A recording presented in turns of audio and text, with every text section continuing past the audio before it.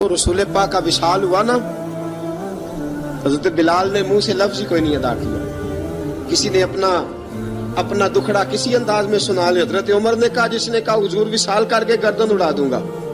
حضرت عثمان غنی نے کہا، خبردار کوئی مجھے آ کے نہ بتائے کہ مصطفیٰ وصال کر گئے.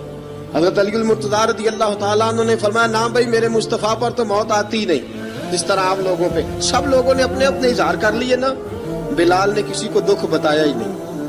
ایک کونے میں بیٹھ کے نا حضرت بلال اکیلے آنسو بہاتے رہے، کسی کو بتایا ہی نہیں، اکیلے روئے. ایک شخص کہنے لگا، یار بلال بولتا نہیں. کہا نہ بلاؤ اسے. عصر کی نماز کا وقت ہوا نا تو وہ بلال جو کعبے کی چھت پہ بغیر سیڑھیوں کے چڑھ گیا تھا، وہ بلال جو کعبے کی چھت پہ بغیر کسی سہارے کے چڑھ گیا تھا، اس بلال کو کہا کہ بلال چل ذرا آذان پڑھ، مسجد کی چھت پہ چڑھ جا. حضرت بلال کئی بار چڑھے اور کئی بار گرے، کئی بار چڑھے اور کئی بار گرے.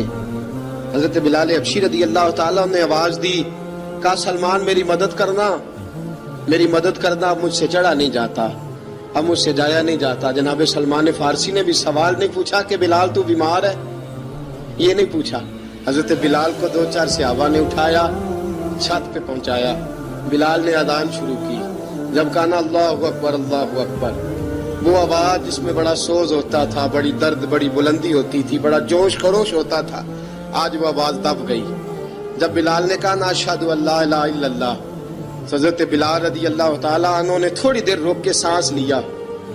جب کہا نا اشہد ان محمد رسول اللہ، جو سارے چپ کھڑے تھے نا ان میں سے ایک بابا رو پڑا جس کا نام ابو بکر صدیق تھا.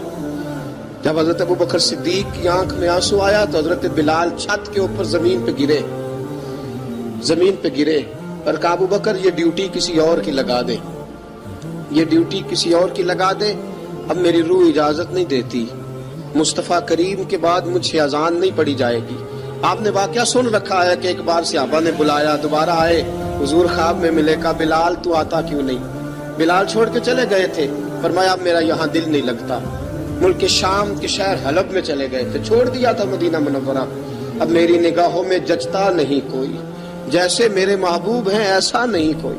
حضور خواب میں ملے، آئے مدینے. حضرت بلال آخری بار، لوگوں نے کہا اذان پڑھو. کہا مجھے وہ اذان بھول ہی گئی ہے جو مجھے مصطفیٰ کریم کے زمانے میں پڑھا کرتا تھا، مجھ سے نہیں پڑھی جاتی. نہ مجھے کہو، میں کیسے پڑھوں؟ امام حسن اور حسین نے آ کے دامن تھاما نا تو کہا بیٹا میں تمہاری نانی کا بھی نوکر رہا ہوں، میں تمہاری ماں کی چکی بھی پیستا رہا ہوں، مجھ سے کوئی فرمائش نہ کر ڈالنا. میں نے نوکری کی ہے اور مجھے اگر اللہ نے توفیق دی تو میں تمہارے بچوں کے پیر بھی دھویا کروں گا. لیکن امام حسن رضی اللہ تعالیٰ عنہ نے فرمایا بلال ایک بار تو اذان سنانی پڑے گی. سنائی بلال نے اذان. کوئی گھر مدینے میں ایسا